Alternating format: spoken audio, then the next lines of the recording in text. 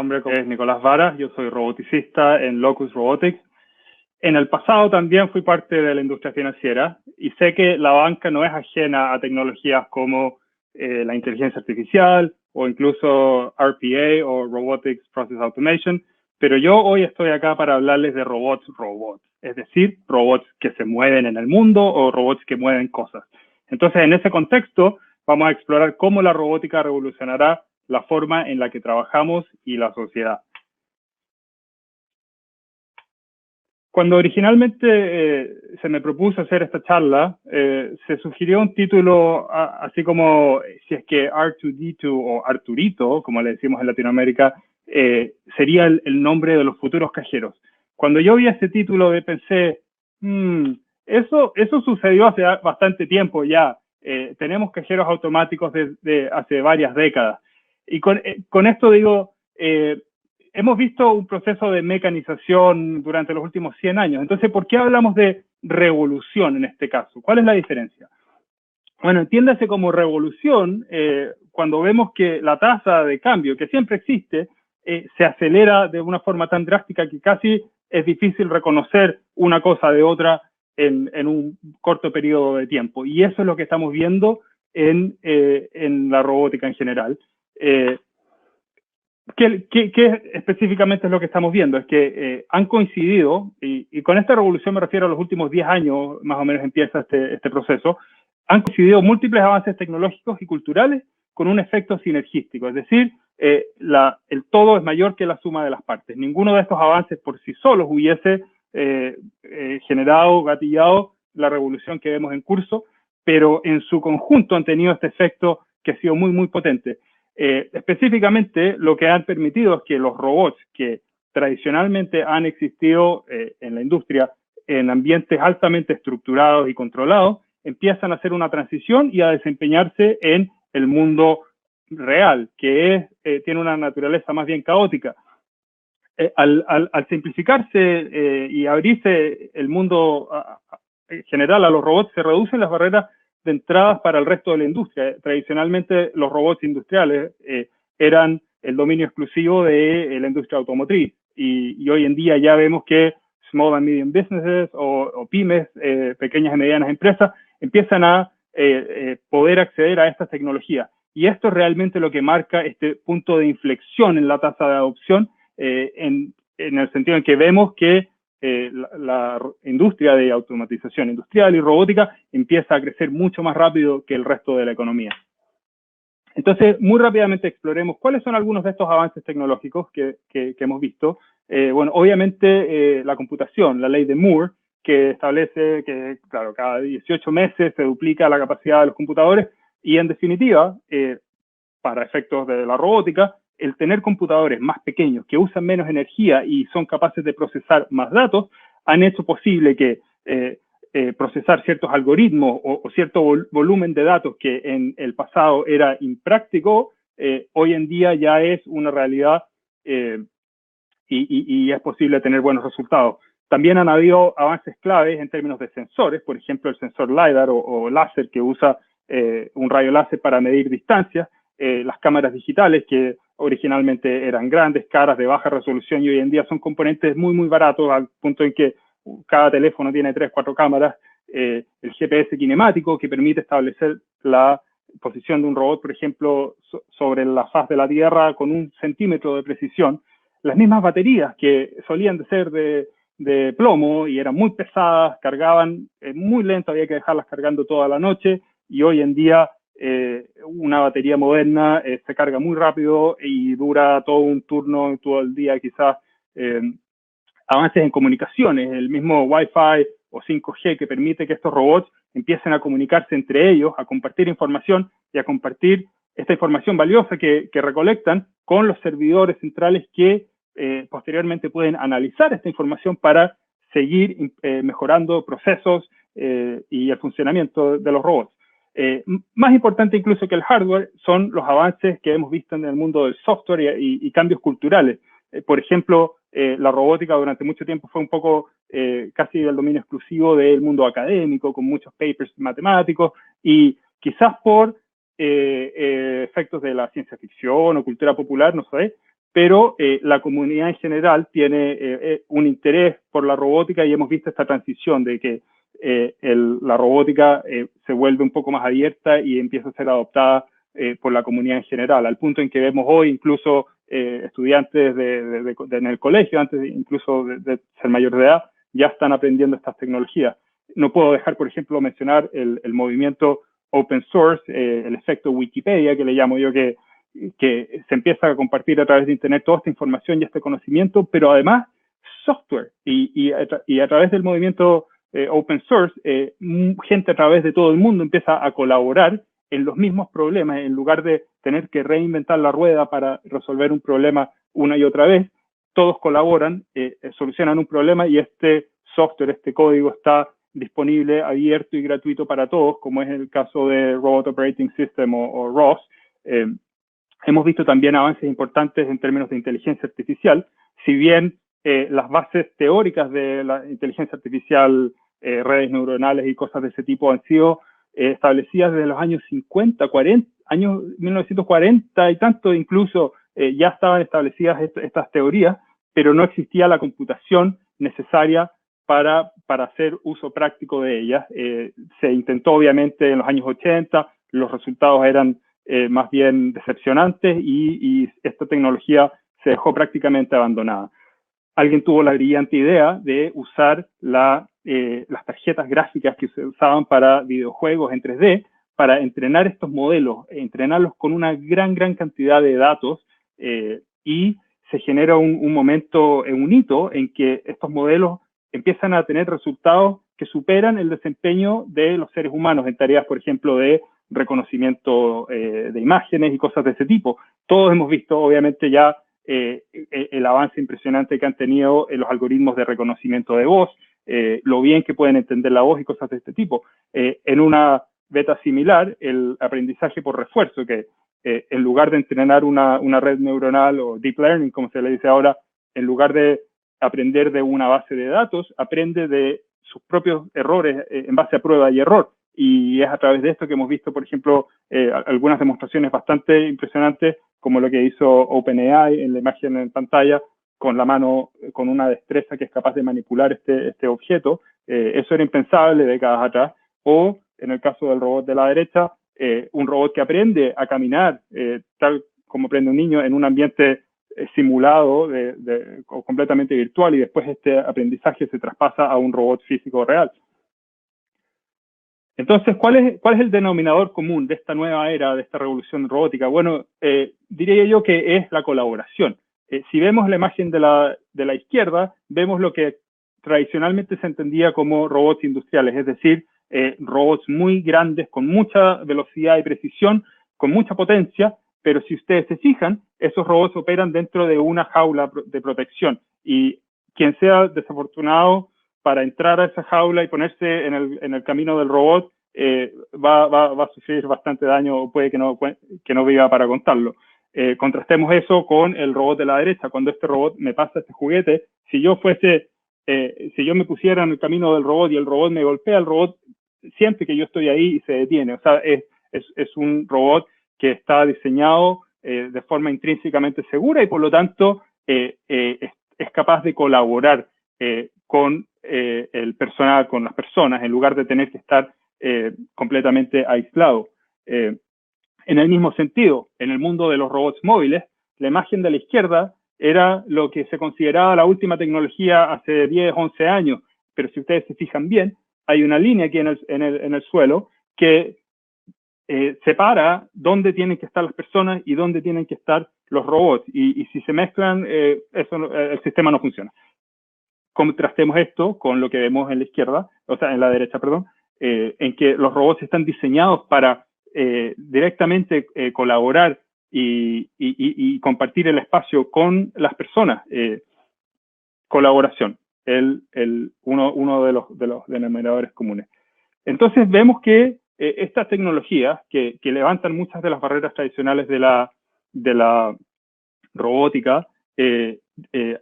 bajan las barreras de entrada, la adopción de estas tecnologías se acelera muy rápido y además hay mucha cobertura mediática, a veces un poco la sociedad en general tiene esta reacción que es una mezcla de lo que ven en la prensa, con lo que ven en la ciencia ficción, películas y todo, y se genera esta respuesta como un poco de temor a lo desconocido, de mucho de que los robots nos van a quitar los trabajos y cosas por el estilo. Me llegó este meme que me hizo reír un poco, y incluso este comercial de la Universidad de Phoenix, que cuenta una historia muy bonita de superación, pero que habla básicamente de que vienen los robots y dejan a la gente sin trabajo. Este comercial ya va hacia los 5 años y captura un poco cuál era el sentimiento de la sociedad, yo creo, hace cierto tiempo. Contrastemos esto con, bueno, el comercial obviamente cuenta una historia muy bonita de superación y todo, pero contrastamos esto con lo que vemos hoy en la realidad de la reacción que tienen las personas a la llegada de los robots a su vida, y creo que no hay mejor forma de compartir un poco eso que mostrando un poco este video de Locus, donde nuestros propios clientes cuentan su experiencia positiva, y en resumen, esto la verdad es que no necesita traducción, porque solo están diciendo cuánto les gusta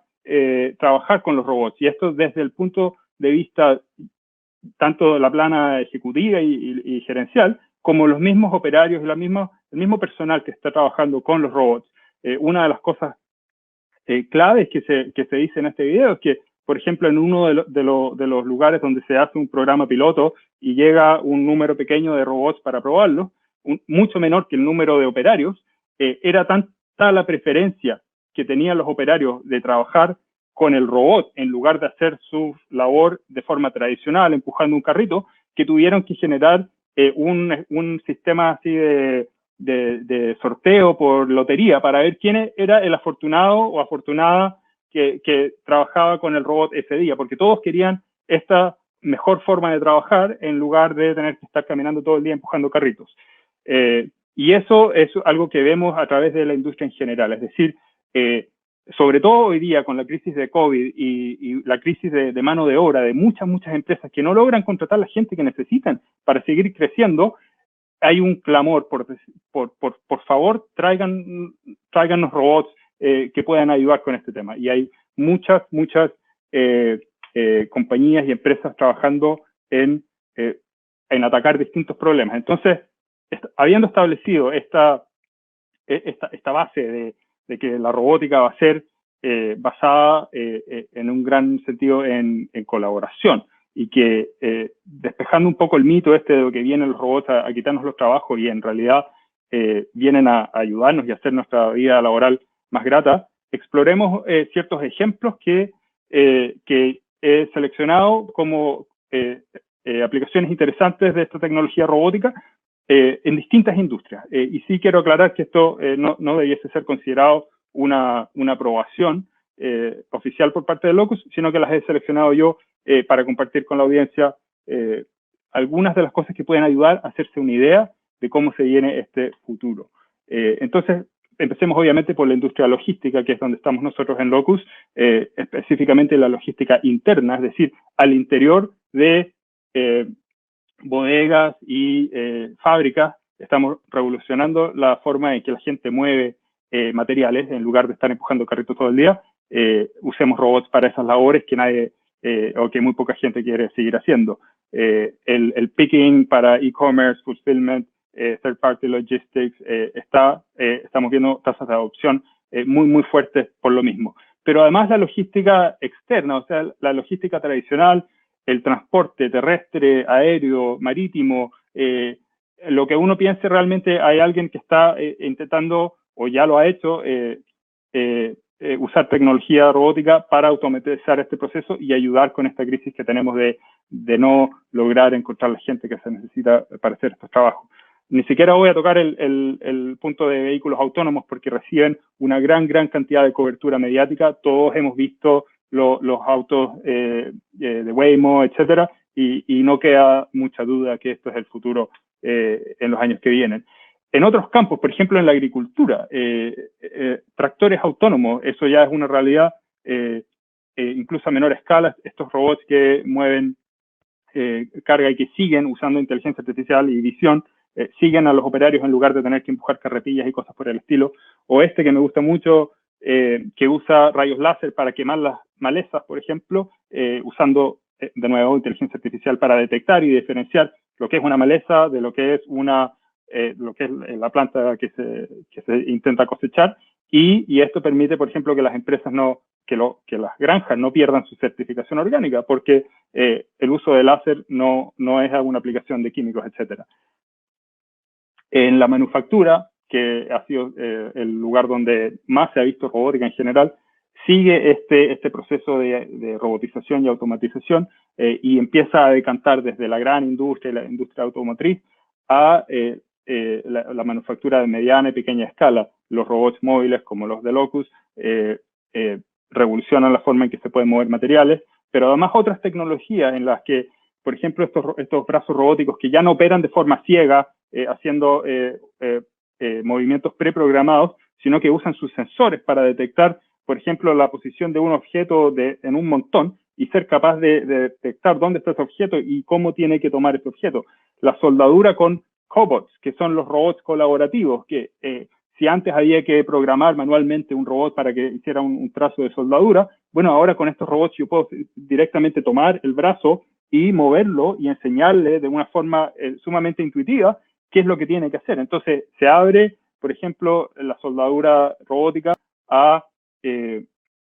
mundo de la pequeña manufactura, etcétera. Vemos también avances y la entrada de los robots en el área de la salud. Obviamente, la cirugía robótica es un campo fascinante con muchos avances muy impresionantes, pero además vemos que empiezan a entrar robots, por ejemplo, a hospitales a ayudar con tareas más domésticas de llevar las comidas a las habitaciones, por ejemplo, o con la lavandería, etcétera. La hospitalidad, qué industria más golpeada, muy fuerte por COVID-19. Mucha gente ahora que algunos restaurantes han abierto de nuevo, o los que sobrevivieron a esta crisis, no logran encontrar gente para trabajar porque mucha gente ya no quiere trabajar en esta industria. Entonces, los robots acuden a la ayuda y ayudan desde la cocina hasta la atención de las mesas, incluso con el delivery de comida rápida. La minería, otro ejemplo más, energía, inspección de turbinas eólicas con drones o inspección de plataformas petroleras, la construcción usando robots para hacer el trazado de planos sobre el concreto directamente, o pintura. Estos son algunos pocos ejemplos de muchos otros que hay. Estanterías en retail, en tiendas, robots, habremos visto varios, los robots por los pasillos, escaneando las estanterías, verificando que los productos estén en stock, que los precios estén correctos, que no hayan derrames, por ejemplo, en el suelo. Los servicios en general, o sea, robots industriales aspirando o desinfectando con rayos ultravioleta. Incluso la crisis medioambiental que tenemos, la industria del reciclaje, desde que China dejó de recibir reciclaje de otros países, la industria del reciclaje está en una crisis y los robots acuden al llamado y ayudan con esta labor, desde el reciclaje robótico directamente, que baja los costos y idealmente logra hacer económico la recuperación de ciertos materiales, que no es económico hacerlo con fuerza manual. Pero también robots que, por ejemplo, limpian parques o buscan cosas para recoger. En la casa, incluso los robots que hemos tenido ya hace varios años empiezan a aumentar en su sofisticación y ya tenemos, por ejemplo, las mismas aspiradoras robots que usan inteligencia artificial para detectar ciertas cosas que no debiesen intentar aspirar, empiezan a generar mapas de las casas en lugar de rebotar de forma aleatoria. Ahora ya saben cómo ir de una habitación a otra y estos algoritmos se empiezan a extender a otras aplicaciones, como por ejemplo cortar el césped o limpiar piscinas, cosas de ese tipo. Y el punto fundamental que estoy tratando de hacer es que si usamos la robótica bien, esto puede ser una fuerza para el bien. Vemos, por ejemplo, el uso de robots en decomisionamiento de armamento antiguo o incluso tratando de ayudar con la crisis que tenemos en el horizonte con los cambios demográficos, que vemos que se empieza a jubilar esta generación de baby boomers y no viene la misma cantidad de gente joven atrás para hacer estas labores que requieren mucha energía. Países, por ejemplo, como Japón, que están a la vanguardia de este tipo de cosas por la naturaleza de su población. Entonces, para cerrar, ¿cómo revolucionará la robótica la manera en que trabajamos y la sociedad? Bueno, la tecnología ha alcanzado ya un nivel de madurez que marca este punto de inflexión en la tasa de adopción y esto solo acelerará. Se normaliza ver en robots en distintos ámbitos. Vamos al aeropuerto, al supermercado, al hospital, vemos un robot por aquí y por acá, la gente ya no le llama la atención y eso solo baja la resistencia y acelera la tasa de adopción de estas tecnologías. Los robots no vienen a reemplazar a la gente, sino que multiplican la productividad del personal que ya existe para que las empresas puedan seguir creciendo. Los robots se vuelven un facilitador, y esto es clave, de atracción, retención y también quizás entrenamiento de talento y mano de obra. Es decir, con un robot que sabe el proceso, porque está hecho con el proceso en mente, si viene alguien nuevo a trabajar a esta empresa, el entrenamiento se hace más rápido y puede ponerse a ser productivo de forma más rápida. Y si yo no tengo robots, puede que esta persona se vaya a trabajar al frente que sí tienen robots. Y por lo tanto, en el futuro es razonable esperar que los robots sean algo que se espera, es como el email, que uno se preguntaría por qué en este lugar no se está usando esta tecnología.